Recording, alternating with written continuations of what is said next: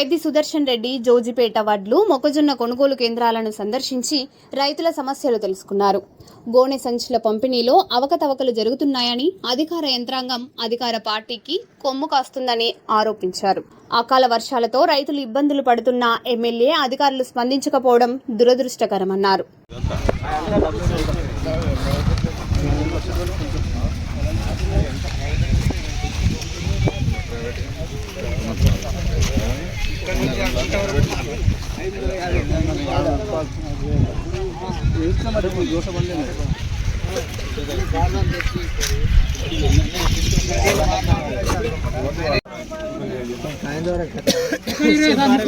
పైన ఏమున్నది అది